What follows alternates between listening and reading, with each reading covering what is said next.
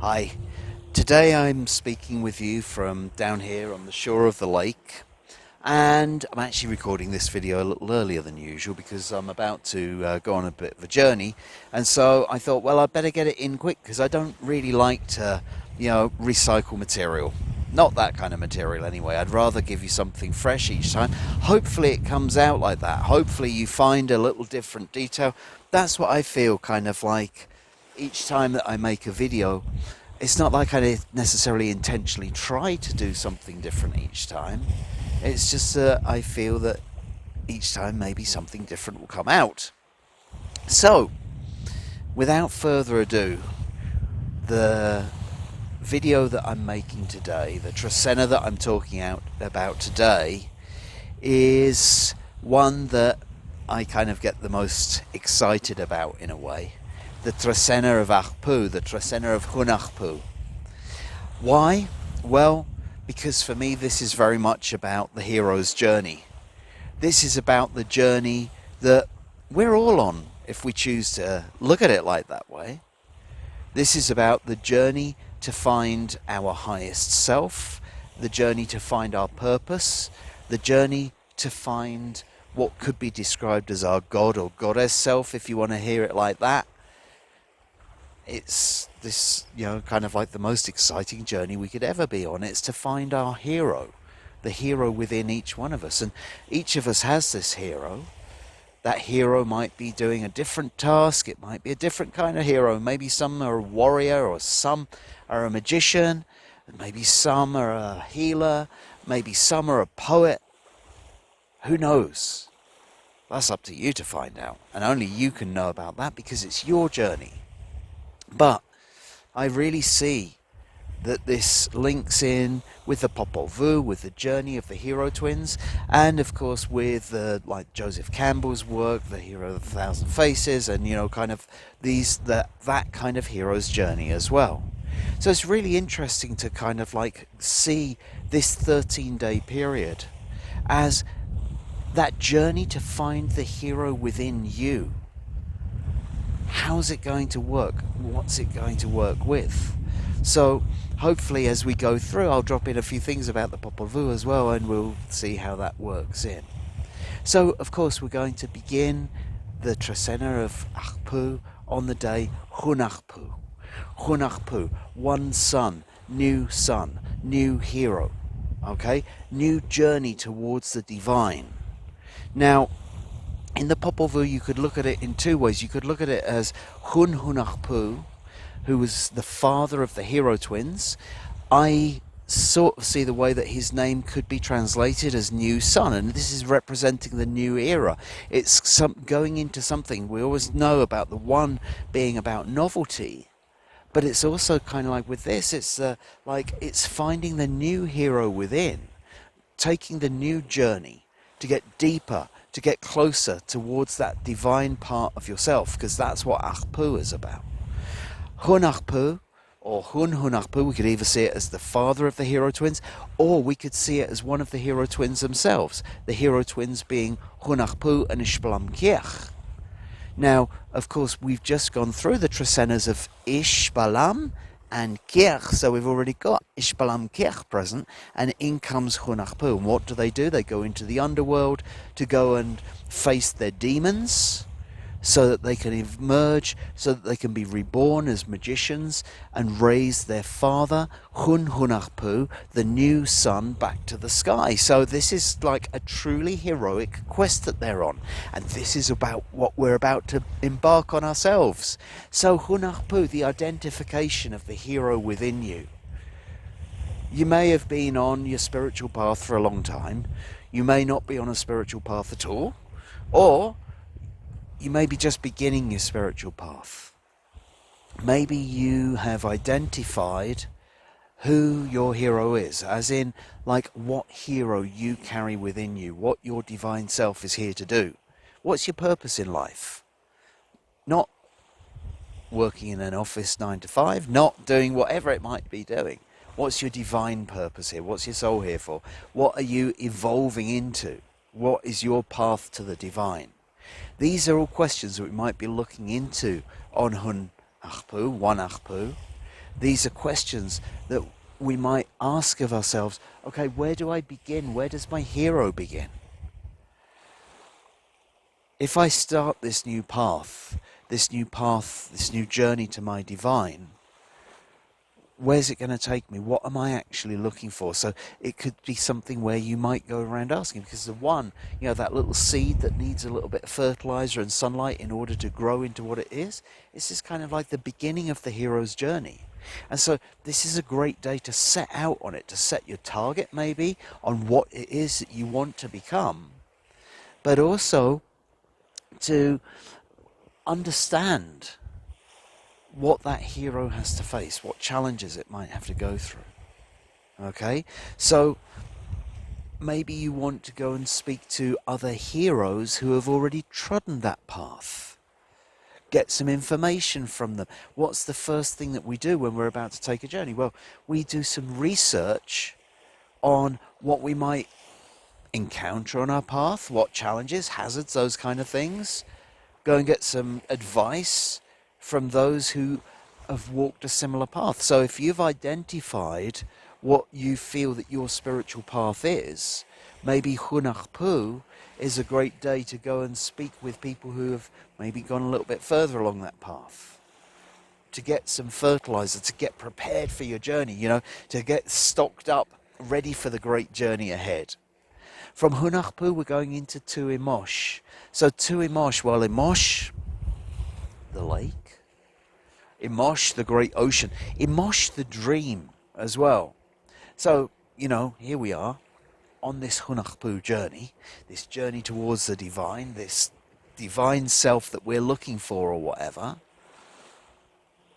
But what else comes in? Well, sometimes doubt comes in, yeah? And what we also need when we're about to take on a journey is we need some clarity. Now, Imox can represent the dream, and the number 2 can represent the duality, the light side and the dark side, perhaps. And it's, sometimes we get caught up in this idea of let's say, the positive side of the dream or whatever. Oh, it's going to be great. This is going to happen. I'm going to find this, and it's all going to... But what about the other side? What about the challenging side? It's a day to incorporate both sides, to dream, once again, to navigate better, because if you're only looking into the light, as it were, then you get caught in the trap that I would say that Aq'ab'al, the father of the hero twins, got caught in with Aq'ab'al, 7 Aq'ab'al, the uncle of the hero twins, where they were so focused on the world of the light, as it were, being solar lords, they didn't bargain for the underworld trickery. They didn't see the kind of what was coming from the underworld, from the darkness, as it were. And so two Imox gives you the opportunity to balance those two things, to see both sides of the dream, to understand the reality that hero's path might take you on. From 2 Imox, we're then going to 3 Ik. Now, what else might you like to listen to when you're embarking on your hero's journey? Your inner voice. Okay? So Ik, the Nawal of communication, the Nawal of change, which is also about inner changes, right? And so when we're talking about that, when we're looking at 3 Ik, it's like sometimes you're going to be listening to advice, to words which are coming from outside of you. Sometimes you need to pay heed to your own inner voice. That's where you need to put the focus. That's what you need to listen to. And so 3 Ik may be a day of meditation. 3 Ik may be a day where you need some quiet time, some alone time to listen to that inner voice, to listen to your inner guidance, to understand also the inner changes that you might go through. Because again, we could see this as like, kind of like the caterpillar going through the chrysalis, turning into the butterfly. The changes are happening within, yeah? And the 3 Ik is also about focusing on inner change. So it's kind of like it might also be inner turmoil that goes on, because that wind, that Ik, can be quite a hurricane at times. From 3 Ik, we're then going into 4 Aq'ab'al. So Aq'ab'al, well, I'm out here today at sunset. I like to be out here at sunrise, as you may have seen some from many of the photos that I take. And Aq'ab'al represents the both. It's the in-between time, somewhere between night and day. And it represents the new concepts and a new conception coming into the world. And of course, this is kind of like what we're doing. This is like we're stepping out on our hero's journey. This is stepping out into a new concept, a concept that we might have only had in a dream before or something like that. This is right, okay, now we're going for it, right?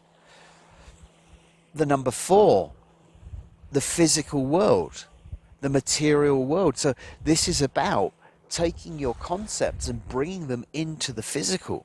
So what concepts have you been learning, have you been dreaming with? What concepts can help you on your hero's journey?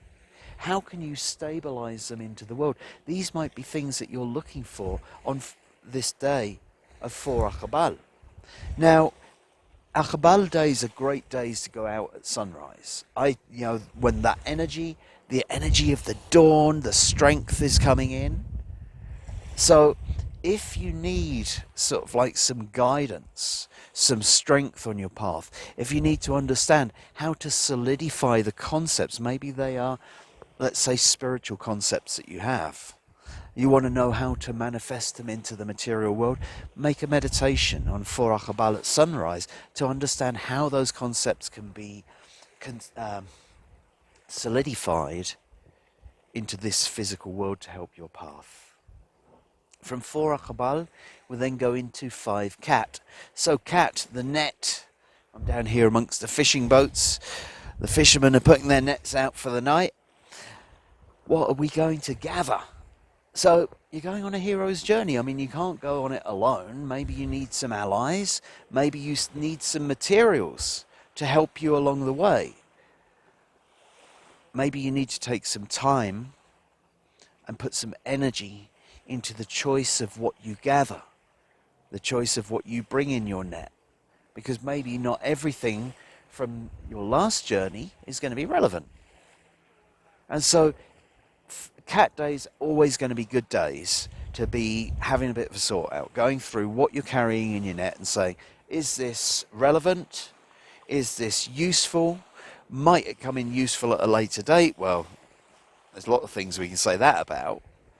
But on this hero's journey, what tools and equipment might you need to go through that? And so 5 Cat can be a good day to make that analysis, to look at it, to put your energy into it and work out what you're going to carry on your journey, what you might need, and what you can let go of. Letting go on Cat days, letting go of expectations, letting go of self-limiting beliefs, letting go of what doesn't work.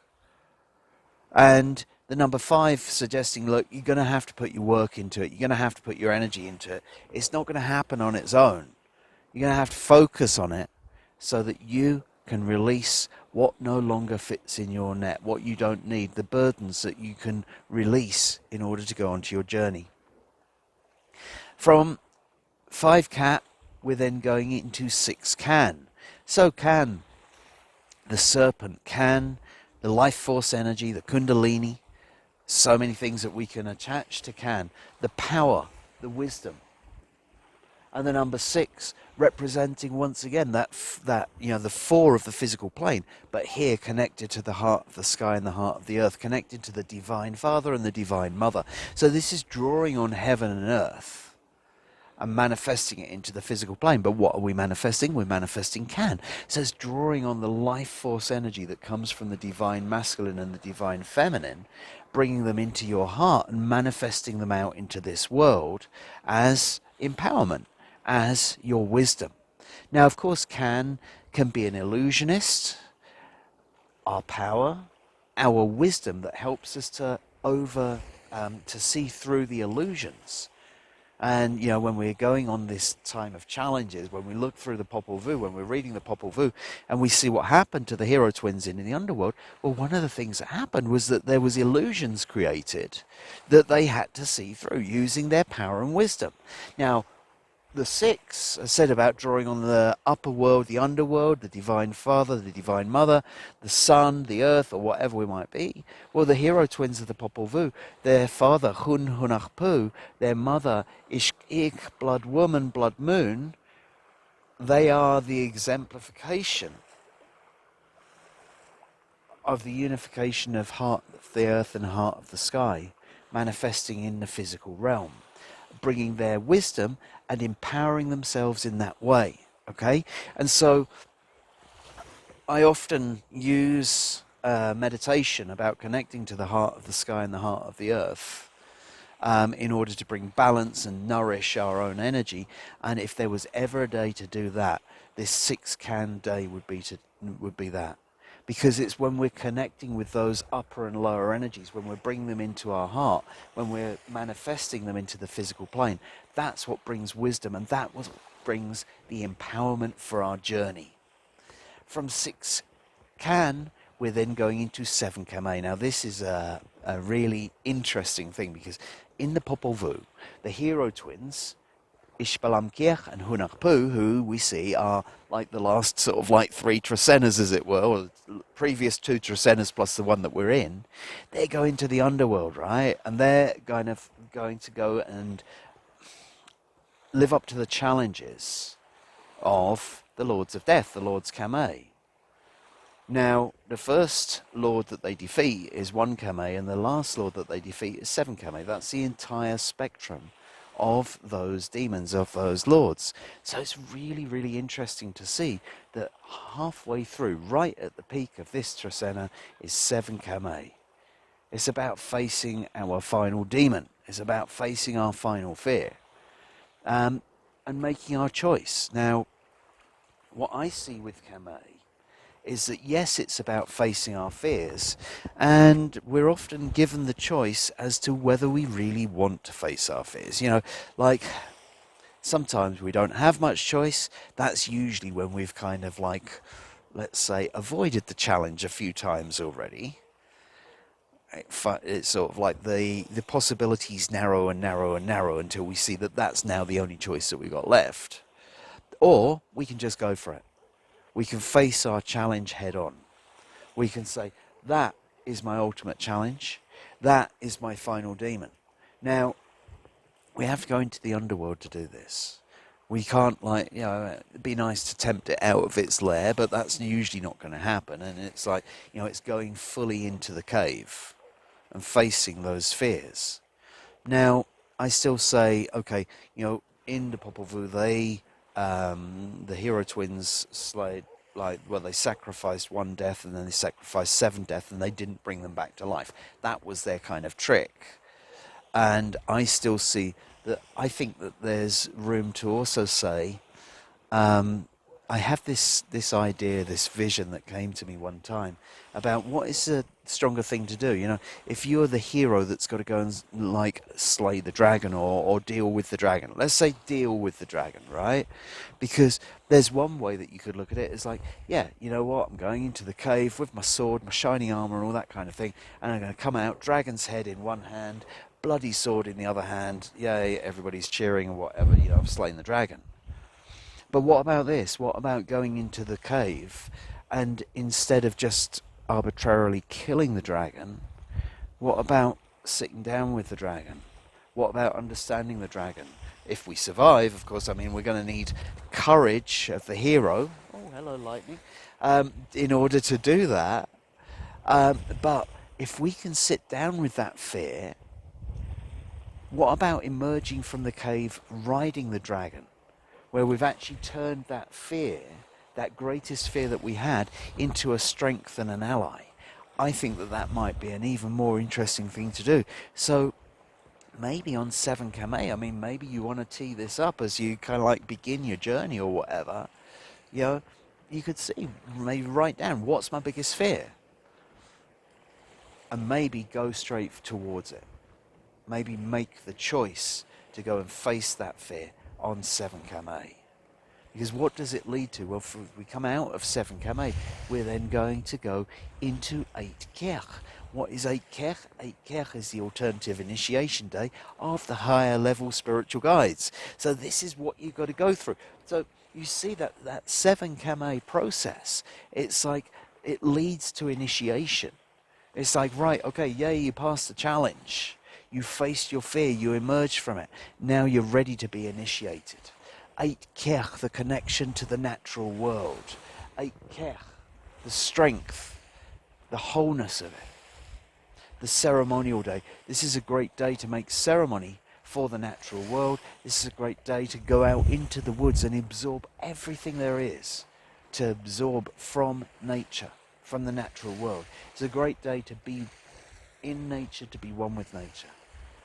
Also to make your ceremony in whatever way you see fit, in order to give thanks to nature for the strength that it brings to you, for the guidance that comes. Because, you know, we always think about walking in nature as where the guidance can come from.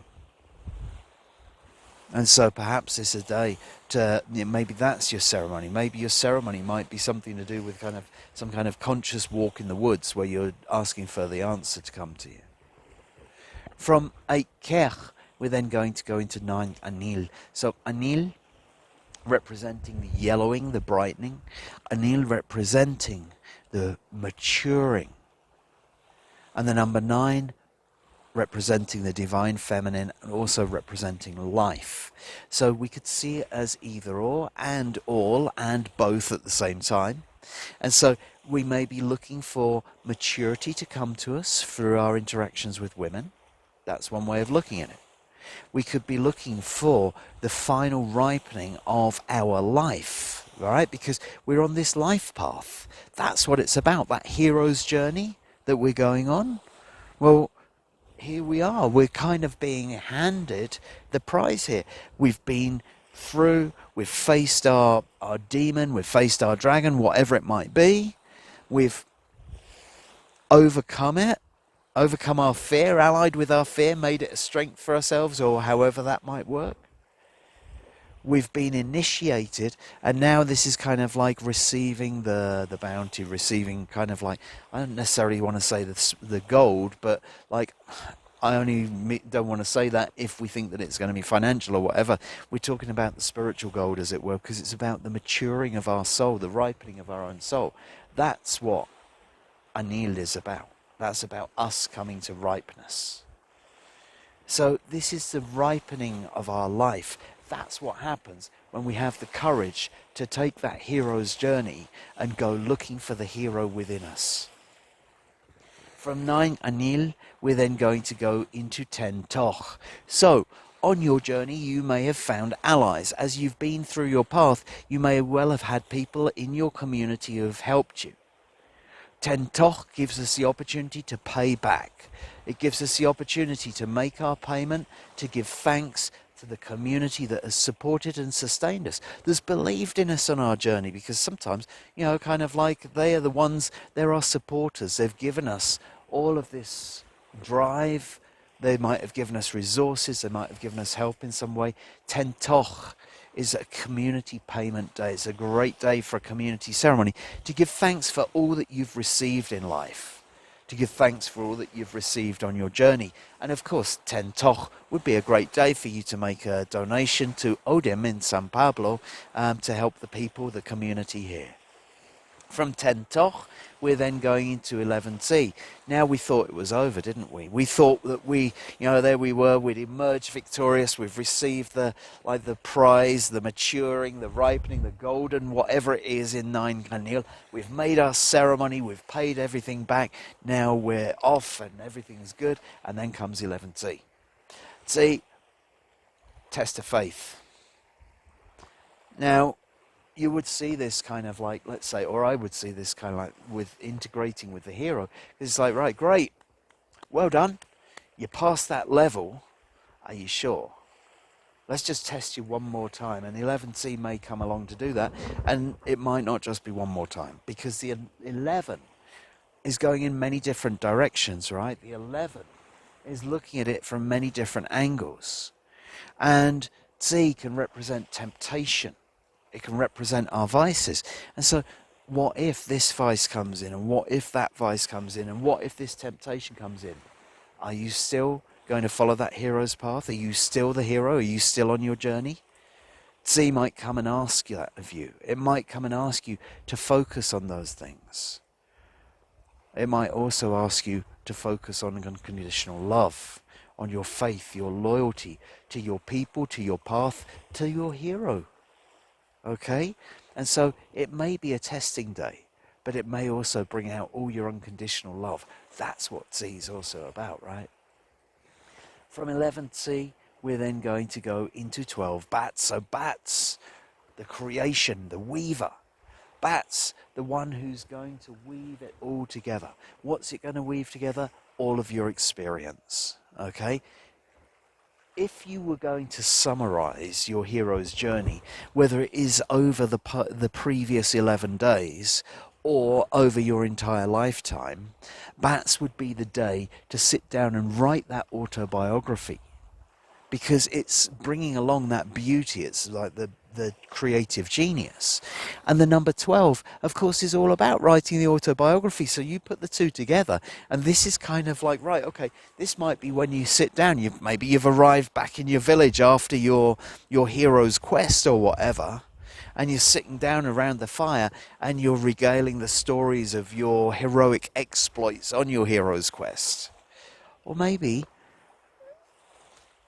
it's, as I say, more of a lifetime thing. But 12 bats would be a great day to start passing that information on to the young heroes, to the heroes who are up and coming, to the next generation of heroes. How I handled my hero's quest, how I made it work, what I did, which turns I took, and how I took them. Okay? These things are something that we might expect to do on 12 bats, and we might expect them to come out really well. And from 12 bats, we finish the Trecena on 13 Aq'ab'al. We finish it on the spiritual path, right? That's where it goes. From Aq'ab'al, the hero's journey leads to the path to spirit, the path to the ancestors. And is about taking a journey. It's about stepping out on the road. It's about encountering new things. It's about boldly going where no one has gone before, as we might say. And so this is what we're going to do. And like I myself will probably be journeying on that day, because that's one day that I've kind of got fixed into my plan for Journey Day. And what does the 13 represent? The ancestors, represents spirit. So it's your path being guided by spirit. You might like to leave your path a little bit open that day to see what spirit brings to you. You might like to meditate before you set out on your journey to understand which way to go.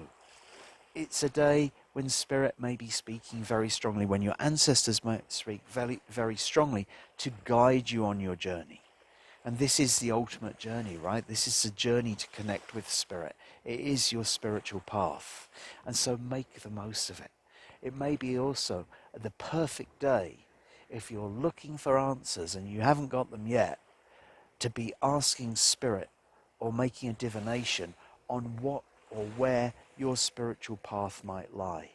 So 13 as a divination day could be absolutely wonderful as well. So hopefully, I think this is coming out a little bit blurred. I don't know why. Anyway, that's what it is. I hope that you've enjoyed this. I've really actually enjoyed making this one as well.